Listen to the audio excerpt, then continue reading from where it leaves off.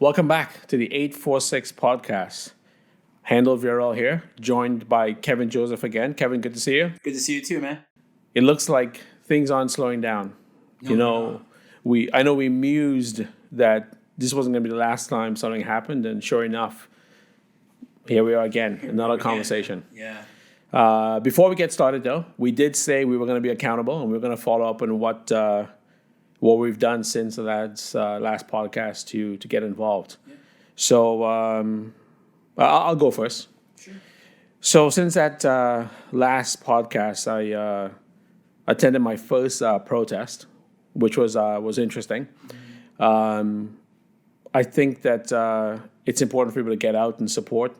I think Toronto might be a little bit behind most cities in terms of the response to this. Because you see some of the global pictures. Germany's got tens of thousands of people. Hey, forget Germany, actually. Kitchener had 12,000 people. Right? That's huge. And it's Kitchener. It's Kitchener, Ontario. They had 12,000 people. So I think there's more that people can do to get involved in Toronto and just get out and make sure their voice is being heard. Again, we talked about just shining a bright light on this. So people just have to show up, come out, support. Right now, there's a lot of downtime in the city. Wear your mask, social distance, do what you need to do. But you can come out. It's a nice bike ride too on the protest route. A lot of people bring their bikes and just come for a nice ride and talk to people. Toronto police have done an incredible job at the protest of keeping everybody safe. And then also it doesn't look like America. At the protests, the officers they're really just chaperoning the march. It isn't this intimidation of you guys need to wrap up, and there's conversations happening. I see officers talking to people at the marches. It's nice to see. It's great. So we could probably be a model for a lot of people in what the protest should look like. But I do want to see more people come out and really get behind the cause. You and I have continued to commit to doing this podcast. This is another part of the accountability piece for us. And for me, I'm continuing to explore options in terms of getting involved at the local and provincial level of government to see how I can get involved in some groups. I also want to shout out Wes Hall, Toronto executive, who's just launched something called the Black North Initiative. And I'm keen to get involved there as well. So I'd look to see what Wes does with that. What about you? So two things for me. Number one is, as we talk about continuing the conversation, really started to open up dialogue with a lot of my white friends. And I'll be happy to say that actually I've had a couple of my white friends reach out to me, partially because of the podcast, the first ones that we did. And they've seen what we had to talk about and they're interested to sort of find out more. For sure. And then some just really just trying to be open to people who actually have a voice and are willing to talk about it, so they can also be educated. So it's taken the time to let other people understand the Black experience, to sort of help them be educated. The other thing that I did, which I kind of slacked on for a little while, but there's an organization called ABLE. It's the Association of Black Law Enforcers.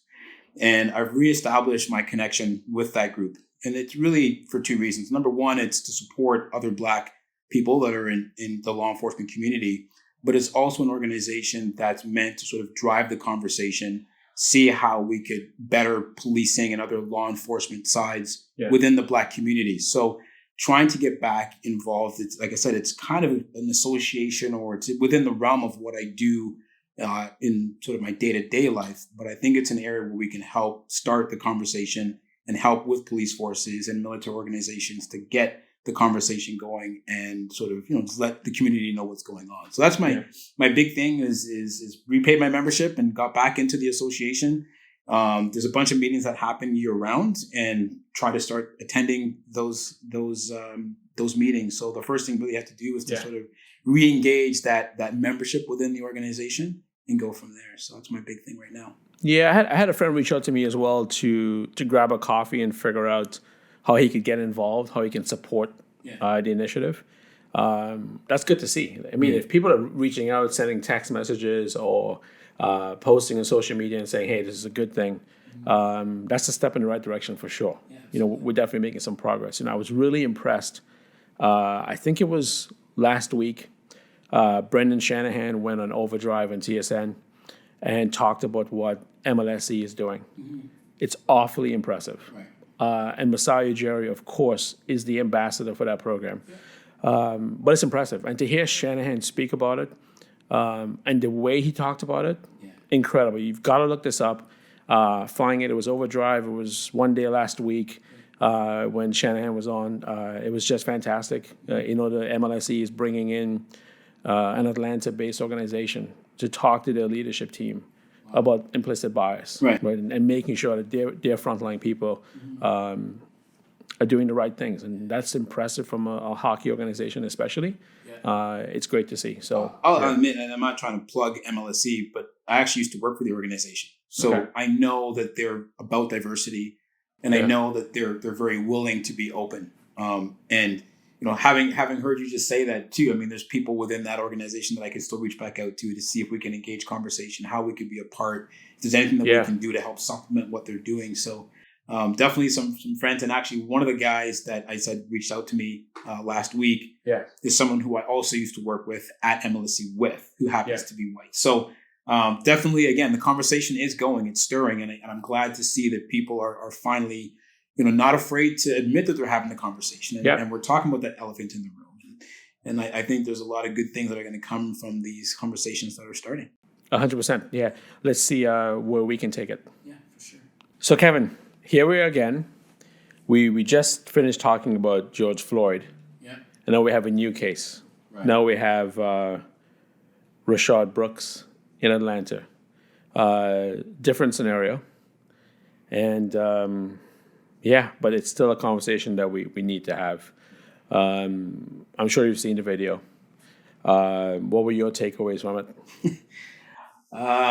This one's tricky. I mean, I think the very first time that I saw the video, and I think I watched most of the video. I know it was a bit choppy in pieces. I know there's more that's come out since then. And when I first saw the video, it as much as it's disheartening, it didn't raise the same level of sensitivity as it did for me with George Floyd. You're there for sure, right? Yeah, it certainly did not. And to be honest with you, I'm still, I don't want to say I'm struggling with it, but I'm still in that kind of unknown with how I feel. But I definitely know that there's a lot of learnings that can come from it. And the thing I hate the most is that someone has to die for us to have learnings. And I think that's the troubling part of all of this. Oh, for sure. But I'll tell you, I think when you look at the fact that for 40 minutes or so, he was compliant, he was having a conversation, everything seemed to be relatively cordial. I mean, I know the police officers were trying to do their job, but, Rashard wasn't aggressive. He wasn't fighting with them. You look at when things turn sideways, which is obviously when they go to put their hands on him and effect the arrest, and he decides to fight. And I was watching a video earlier, I think it's Vaughn Jones, I hope I'm not mispronouncing his name, who mentioned something, and I think... Oh, Van Jones. Van Jones, sorry. Yeah. And he was saying that, I guess Rashard is on probation or was on probation. Yes. And psychologically, what the arrest means, it's not so much that I want to fight the cops, it's more of I don't want to go back to jail kind of a thing. Right? I know I'm shortchanging the whole conversation that Van Jones was making. But it's that side, and I can understand, and I'm starting to learn to understand the mentality of someone who's going back or has the potential to go back to prison. And it's not so much that he's fighting police. He's really fighting the desire not to be back in an institution for something that seemed to have started from a really minor. Yeah. And I'm not trying to raise levels of crime. So this is where I struggle, is because is it justified, the shooting? I can see where the police officer's coming from. Yeah. But I think that the hard part is the shooting from behind the back, I think, is where it really, right. It comes back to training. Could they have done things differently? There's a bunch of things they could have done differently. I'm really struggling with this one, to be honest with you. Again, I don't think he should have died. I don't think he should have been shot like that. But it's different. It's not the same level as George Floyd. Yeah, to me. I have to agree. When I first watched it, I did feel some outrage the first time, because I thought, the guy's running away. Do you really need to shoot him. It's a DWI. You've got the car. He's not really a danger to other people at this point. Maybe try to pick him up later on. So my immediate response was this was not a justified shooting. They terminated the officer. And I was really shocked by the charges they brought. Pretty heavy charges. And really quick, too. Life sentence or death penalty, which have now taken death penalty off the table. And then I did what I always do. I talked to another officer and say, what's your opinion on this shooting? Right. And he immediately said, that shooting is justified. Yeah. That officer should not even lose his job. I was like, why? What are you seeing that I'm not seeing? He's like, there's a lot of things there. For one, he's driving a rental car. His driver's license is out of town. They can't go just pick him up. But more important than that, he was saying, a taser is not a deadly weapon. Agree. However, if he tases the cop, he can now take his weapon, which changes everything. So he was saying if he was in that exact same situation, he would have used his firearm because he was not going to allow himself to be tased and then suffer the consequences that come after with being tased. Right. And, I think to that point, he doesn't want the potential of this suspect to get his weapon. Stop and think for a second. Yeah. He already has one of their weapons. Yes. So it puts it into a different context. It's, if there was a quick resistance and I'm fleeing and I'm running and I get 3 shots in the back, completely, in my opinion, unjustified. We're not even having this conversation. But, he's wrestled with the police officers. He's acquired one of their weapons. Yes, it's a non-lethal weapon. But it although it's a non-lethal option, it can be lethal. I think that needs to be said. Yeah. But he actually has already proven that he has the ability to get their weapon and run off with it. Yes. And now if I'm able to tase you, if I come back now and I get your firearm, it's another conversation. So I think when you start to really look at those things in perspective, I can understand why a police officer might feel he needs to deploy his weapon. He's already got a weapon being used against him. Yeah. I think that if it was me in that situation, I think I might deploy my weapon as well. Yeah. And I think the other thing that I think is important is that when police officers shoot, put yourself in their mind for a second. Are they shooting to kill or are they shooting to stop? And this is the question. You can't shoot when a guy is running. You're not aiming to shoot his calf. Right. You're not shooting to hit his bicep. You're trained to shoot body mass. Absolutely. And, I think it's hard to suggest that the police officer shot with the intent to kill him. And that's the unknown. Yeah. He wants to incapacitate him. Yeah. But that doesn't necessarily mean he wants to kill him. The unfortunate part is, from what I've heard, is that one of the bullets pierced his heart. It's part of the mass area. The chances are, yes, it may hit the heart. But I think that's the struggle is like, did he intend to kill him? And I don't know if we could really answer that at this point. Yeah. My mind's been changed after talking to that officer.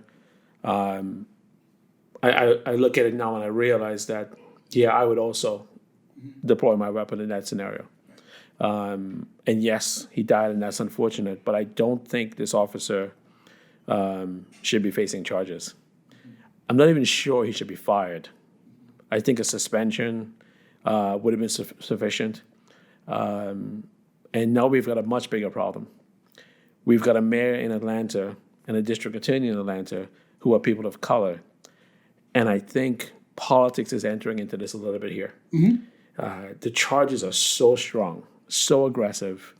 When you compare it to the charges in Minnesota, where we watched someone murder somebody in cold blood, and the charges didn't reach this level.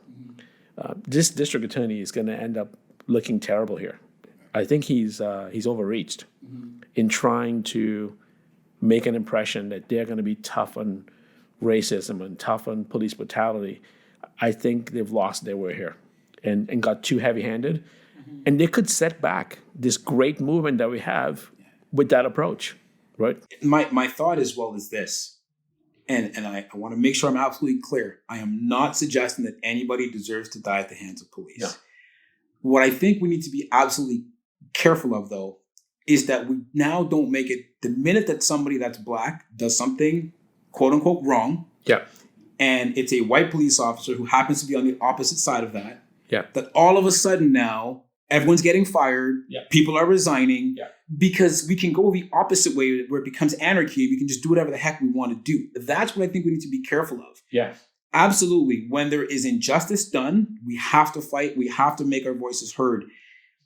We can't necessarily paint the same brush with every crime that happens now moving forward, because then it waters down the meaning of what we're trying to do. Yeah. Again, yes, could this situation have been handled differently as a Monday morning quarterback in hindsight? Absolutely. Yeah. It could be done differently. But in that moment, and when you look at what you see a relatively calm person for 40 some odd minutes, and then it goes sideways very, very quickly. Yeah. He gets the weapon. He runs off with it. He points it at the police officer. And that's the moment. You have to do something. Yes, it's unfortunate what happened. But when you look at those compiling circumstances, is it unreasonable to think that a police officer would deploy their weapon? I don't think it's unreasonable.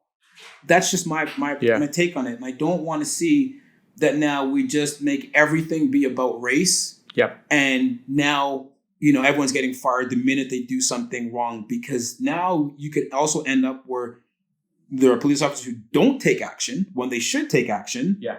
And then now we're crying bloody murder when someone, I don't want to get into a lot of the Toronto politics with policing and stuff like that, but if now all of a sudden I'm a black individual, I'm doing something wrong, a white police officer comes up and is like, you know what, I don't want to touch that, because if I make an action, we don't want that. I don't want that. So now the action that I'm doing now causes the death of somebody else. Yeah. Now people are going to say, well, the police officer didn't respond. Yeah.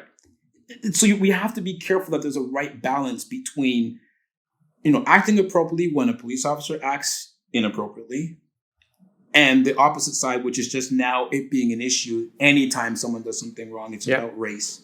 And I think, politics is starting to become a part of that, where it's, I looked at this situation, and from what I can tell, from my angle, looks like an apparent proper response from the police, to now where people, they got charged the next day, it seemed like. Yeah. It's where is the opportunity to say, okay, you know what? Suspension pending and further investigation. Let's look at the facts. Let's figure it out. And then we'll take the appropriate action. This is a different story than George Floyd, as far as I'm concerned. I think Atlanta has got to take a look in the mirror, because flashback during the protests, there was a young couple, 2 African-American kids, college kids, driving in a car, and police approached them, smashed the window, tasers deployed, and the mayor had them fired the next day, right? Now, that's from the video they saw of what was going on. But since then, I've seen a video of what happened before that. I wonder if the mayor saw that video. And the video shows that the car is driving in the street and the officers are tapping on the window on both sides, and they keep their car rolling. I mean, they're not driving away, but the car keeps moving. Right. And it's clear the officer's not tapping on the window to say, hi, how are you? He's tapping on it to say, stop. Right. I want to get your attention. Mm-hmm. And they kept the car rolling. And so again, I think Atlanta's got 2 problems. Right. They may have a problem with cops that are overreaching or whatever it might be. But no, I think the leadership is going way too far in how they're trying to police the police. Right. They're going to make it difficult for policemen to do their job. Mm-hmm. And they're going to get somebody killed. Yeah. They're going to get someone killed who shows up in a neighborhood where everyone's black and they're Caucasian, and now they're afraid to respond appropriately to someone who's dangerous. That can't happen. It's a very slippery slope. Yeah, I'm hoping that in the next few weeks, by the next time we tape, that this district attorney takes a look again at the case and lowers those charges or does something smart here, because what he's got on the table right now doesn't seem even close to reasonable. And I think, I'm going to go back for a quick second, even to the Obama era. Yeah. Where now when people of color are in positions of authority and of significant power, there's an expectation that you're automatically going to side with your own people. And I can appreciate where that pressure comes from, because people feel like finally there's one of us. in that position. You're the one that's going to make change for us. And yes, you should be able to try to, use your position where you can, where it's appropriate to help affect change For sure. that are going to help your people. But you can't just say that every time something happens, I need to be the one to make that change. Because sometimes it just doesn't work that way. And I mean, the other thing, I don't want to change topics or change the direction for a second, but it also is kind of challenging to me why all of a sudden I'm seeing a lot of these police chiefs all over the country, the minute something happens, they're resigning. Yeah. Which is a whole other conversation. Maybe we could take that another time, but it's just like, there's something that's going on that is just, it's I don't want to say it's rubbing me the wrong way, but it's really making me take a step back and go, why are people making these decisions? Yeah. Well, that Atlanta chief, I'm going to just guess. Yeah. I have no knowledge. I'm guessing here. Right. I'm going to guess that Atlanta chief can't look those officers in the eye, Right. knowing that her hand's been forced to fire these officers. Right. Can't look them in the eye Right. because you're leading the troops. Yeah. When you're the general, they're looking at you to guide them. Right. If you don't have their back when they haven't done anything wrong, Right. they're not going to look to you for leadership. Yeah. So I think in that scenario, she has no choice but to resign. She's kind of being forced out of her job because she can't do her job. Right. Not what we want to I see. think also there is this perspective of, I don't really want to deal with all the backlash. Yeah. Because backlash nowadays is coming hard, fast, and furious. And it's kind of like you say, you don't want no smoke with that person. Like, your whole city's about to get turned upside down. The Wendy's got burnt down. And I'm telling you, there's the burning of places. It doesn't make sense to me. Wendy's did nothing to Rashard Brooks. Mm-hmm. What I don't. Furthermore, which is more frustrating for me in this particular situation, not in protests. I understand people come out intentionally to riot during protests. They're not part of the protest. This one's unusual because I would bet anything in that neighborhood that all the employees at that Wendy's are probably African American. Right. Yeah. So who doesn't have a job tomorrow? How does this make any sense? Yeah. Like who allows people to show up and burn that down? Mm-hmm. This does not make any sense. Right. You're destroying your own neighborhood, taking jobs away from people you probably know. Right. It's crazy. It's crazy. But I know for me, what I want to do is to continue to follow this story. I know it's still a developing story. It's been a few days, but it's still developing. I definitely want to do a little bit more research to find out. I've looked at all the video, but I really want to follow what charges are there and see what happens. And again, next time we tape, I think we'll be able to have maybe a clearer understanding or see what changes have been made or have happened to the charges. But definitely want to continue following. Yeah, for sure. To wrap up, I'd say that if you're a police officer in Atlanta, when you go to work and your wife or husband texts you and you don't respond, they're probably wondering if something happened to you. Right. Which is the same experience a lot of moms have in these economically challenged neighborhoods in America, where black kids go out at night and the mom hasn't heard from them, and they start thinking, well, what happened to him? Yeah. Did he get picked up by police? Like, what's going on? Yeah. We got to get that out of the system for sure. Like, people need to be able to do their jobs effectively, to police communities, to help us, really. And young black men need to feel safe also out there. Right? We got to meet somewhere in between. I need to see more of these videos where cops are playing with kids in the ghettos, playing basketball, throwing a football. The more of these videos I see, the better I'm going to feel about where we're going, because that's where we need to get to. Yeah, absolutely. The next thing I wanted to talk about today is this movement about defunding the government. Now, I'm not even sure if most people actually know what that means. Sorry, the government or the police? Sorry, defunding the police. Sorry. Okay, right. Yeah, we don't want to defund the government. Let's not do that. But that might not be a bad idea we're talking either. about something completely different now. That might catch on if I keep on saying it. Yeah.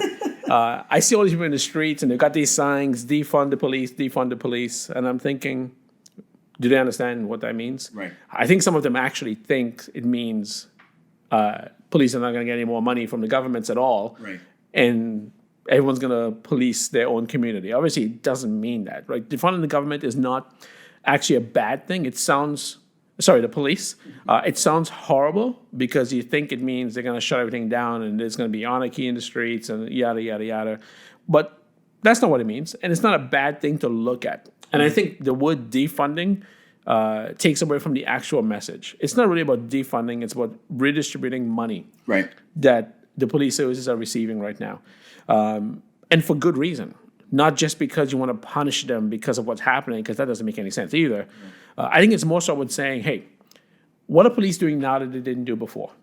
Police didn't respond to wellness checks before. Right. And I don't think they're skilled enough to handle a wellness check. You're walking into a situation that you have no idea what you're going to meet. I'm not sure if police are ready for that. So I would say that's one area where police could come out of those calls, and that not be something that they respond to unless something goes wrong, because they're not ready to handle that at all. Or maybe they respond with a social worker, but it doesn't seem like police are equipped to handle mental health challenges. They tend to always have things go wrong in those scenarios. That's one area. Maybe in the U.S., defunding the government also means not having a police officer in the school and instead having security, right? Again, nothing wrong with that either. Right. So if those are the things that we're looking at, I think someone needs to just change the narrative. Because when you say defund the police, it sounds crazy. Right. And everyone gets the wrong message. When it's really just about redistributing the money that they get, that it goes into the right avenues to help things. So maybe taking some money and putting it into a community to develop that community with, say, after-school programs or rec facilities, things that help keep kids off the street and don't lead them down that wrong path. Right? I'm in favor of that. There's no reason not to look at it. No one should be not in favor of just looking at how the money's spent. Right. And maybe taking police out of calls that they don't have to respond to or shouldn't be responding to. I would agree with you. When I first started hearing about defunding the police, it did have that same connotation of almost get rid of the police, which I was saying to someone earlier is like, so what are you going to do when someone breaks into your house? Who are you going to call, right? If you defund the police and they're not there, the first person you call when something bad happens to you. So it can't be about that. And I think you're right. It's about sort of reallocating where the money is spent. Typically, the biggest budget expense for police is actually the human resources part. It's the manpower, the womanpower that's on there.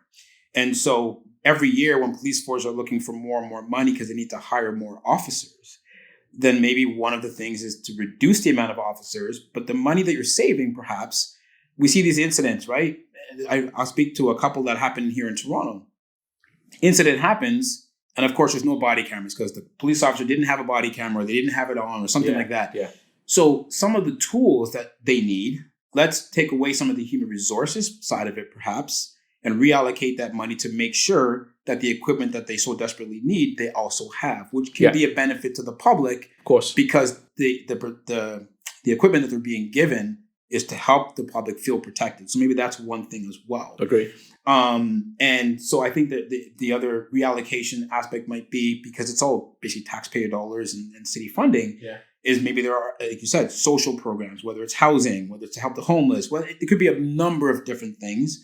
Whereas where police are receiving these larger budgets for their manpower, maybe there are other social issues that we could help sort of reallocate that money towards. I'm with you. I don't believe that defunding the police from a perspective of let's just get rid of them and we don't need them anymore, we'll all self-govern. Give your head a shake. That's not going to work. For me, I don't want to live in a city I don't either. Defunded. That's just for me. And to me, I would say we need police officers.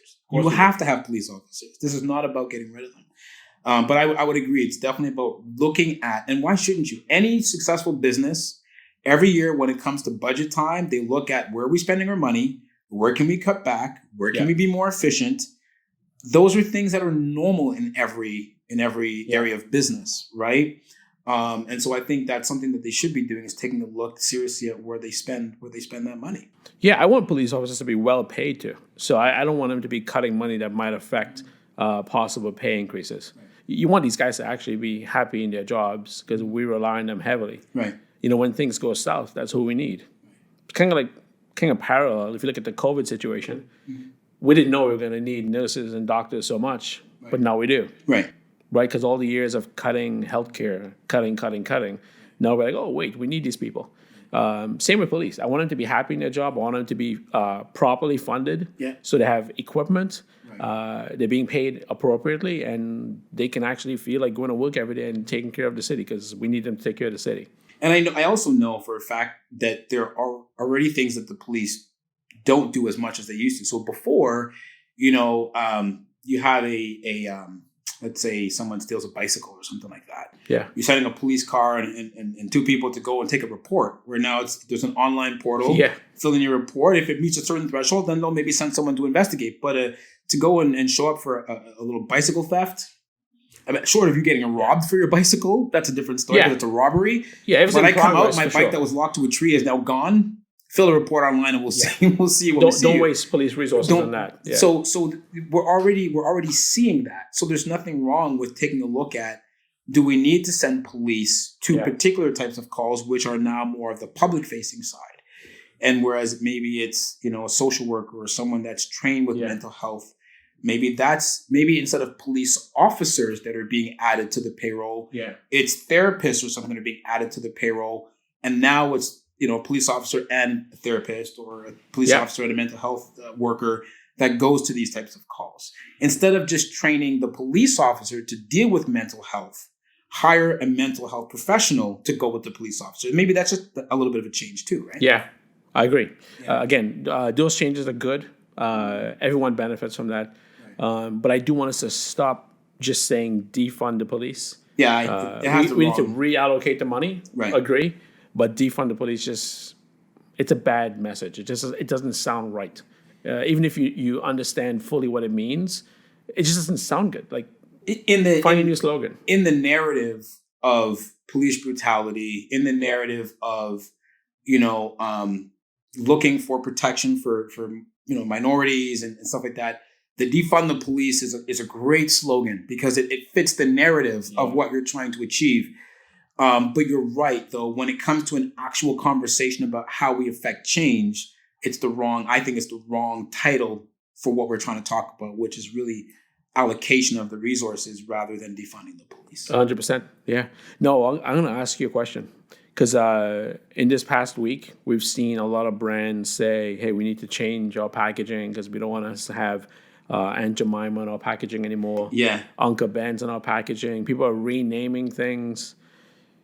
Where do you sit on this? Do you think this is positive? Do you think it's necessary? Is it actually achieving anything? Does it matter? Should it just be done anyway? Where do you sit? Here's where I sit. I will applaud any change. Right. I think change is the best for our future. Yeah. On the flip side, the cynical person in me says, what took you so long? Right. Aunt Jemima has been this brand for 131 years or something like that I've heard. I was reading an article. Yeah. Even if it was 50 years that Aunt Jemima has been a staple. It's a long time. Yeah. It's been a long time. Yeah. Right? I'm 42 years old. Aunt Jemima has been around as long as I've been around. So at least for 42 years, not one instance before this have you thought that, maybe perhaps we should change our logo here. And so I find that when it comes to saving your own backside, quite frankly, brands are now coming out with their statements. And I like to see that the brands are saying that, yes, we want to stand against, racism and stuff like that. But I'm like, but why is it taking all of this for you to now make this? Why shouldn't you have made this decision earlier? It's like someone who decides to, change their ways because now everyone's making noise about it. But you should have known your ways were wrong from a long time ago. So, it sounds like I'm giving it a backhanded compliment, which is I'm glad to see change, but you should have done it. But it makes me think, like, if this is what it's going to take you to make change, then great. I think these brands are riding the wave. It's opportunistic. They just want to be part of the movement so they can say they've done something. Right. I've never thought about those brands in particular and, I won't buy it because of, I haven't. Right. But I will say this. I think some brands actually mean what they say. Right. And I'm going to reference Nike. Standing behind Kaepernick, standing behind Tiger Woods when it wasn't a popular thing to do. Right. Now I can respect that brand for that reason. But they have a history of standing behind Right. what they believe in. Yes. Yeah. You know, they're not just along for the ride. Oh, Tiger Woods is in trouble. We got to bail. Right. They stood with him. They stood with Colin Kaepernick in a big way. That's bold moves. Right. You know, this week, two things happened that shocked me. One was much bigger than the other. So I'll start with the one that's not so big. Okay. I was really surprised to see Roger Goodell come out and say the NFL was not going to punish players anymore for kneeling. That shocked me. But the one that really blew me away, because this is real change, I couldn't believe it. I had to double check it wasn't fake news, is NASCAR saying you can't bring the Confederate flag into events anymore. Now, if you've ever been to a NASCAR race, the flag is everywhere. Right. That's taking a stand. Right. That is really taking a stand, because you're talking to your fan base and you're saying, we need you to change. Right. Even if it costs us money. Because it's a bold statement for NASCAR to say, no more Confederate flags. I mean, that's a part of a NASCAR event. That was accepted always. You expect that when you go to NASCAR. It's funny. I think of NASCAR and I think of Dukes of Hazzard for some reason. Yeah. You know what I mean? Yeah. Old TV shows. And, you know, you're right. It's when a company is willing to part with money. Yes. And I know that I'm sure some businesses, there's collateral damage. You expect to lose money on certain ventures, and that's just the way business is. But you're right. If your general fan base is that, and you're willing to risk and lose all of that based on your stand, then I applaud you for that, 100%. That's incredible. I mean? Yeah. That's truly incredible. You were willing to make such a bold move. It blew me away. I was like, you got to be kidding me. I got to double check this, triple check this to see that it's real, because it's a new day. Right. When NASCAR says, don't bring your Confederate flags here anymore. That was impressive. I'm going to applaud them for it. I think it was huge. Huge. Yeah. So Kevin, before we wrap up, why don't we talk about what some other people are doing out there in terms of podcasts, and just people who are starting to step up and do the right thing to support the movement, to make sure that we keep this light bright as possible on this issue of racism. The one that jumps to my mind, Emmanuel Acho. And hopefully I'm not chopping up his name. No, that's it. Yeah. Uncomfortable conversations with a black man. Yeah. Love it. Yeah. I think I can sum it up with that. I love it. I think that kind of open conversation I mentioned earlier that I've started to reach out, and other friends of mine who are white started to reach out to me, and we're having that conversation. I love the way that his podcast or his videos are done. Yeah. I think they're very entertaining in the sense that they're very real. They're not, even though I know there's a very specific focus on how he's doing it and why he's doing it, it's a very easy watch. They're not long, crazy videos. They hit right to the point, and I love his demeanor in it. Yep, absolutely. Yeah, I did catch the one he did with Matthew McConaughey. Yep. That was fantastic. I thought that McConaughey was really genuine in the questions he was asking, in the conversation. It was a great dialogue. Yeah. I think more of that would be good. I see that Don Lemon of CNN is starting one up soon. Okay. I think it's called Silence is Not an Option. Yes, I seen a heading for that. Yeah. Yeah, it hasn't aired yet, but I'm looking forward to see what he does with his. And I think, for anyone, again, who's thinking about how they can get involved, I still think ultimately the best way to affect change is to not be silent, right? I love this new tagline of we need people to be anti-racist. That's a good tagline. It's really just saying it's not enough to say that I'm not racist. You gotta stand up against racism. Right. You see it happening. You got to speak up. You got to be brave enough and bold enough to attach your name to it, saying, hey, I stand against racism. It's not okay. It's not funny. There's no joke here. This is real life. So if we can get everyone to do that, I think we're going to advance this cause like big time. So hopefully everyone who's thinking about getting involved starts really realizing that they have more power than they do. They can affect change just by day-to-day actions and interacting with friends, family, at the dinner table, at the office, wherever it might be.